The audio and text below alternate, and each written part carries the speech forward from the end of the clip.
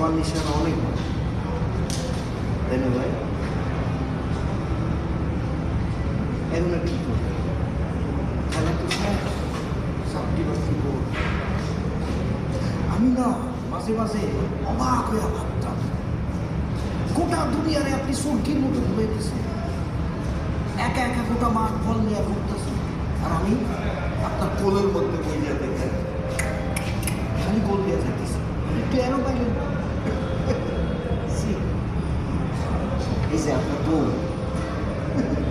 আপনার বুকের মধ্যে পিস্তল ধরছে আমার জন্য, এই যে আপনার গোটা সিন্ডিকেট এখন কুত্তার মতো ঘুরতেছে, আইনা গেছে সেটা আমার জন্য। আরে গোপালদা যে উপরে বসে লুডু খেলতেছে, এটাও কিন্তু আমার জন্য। যাক, আপনি গোপালদার কাছে যান, লুডু খেলতে।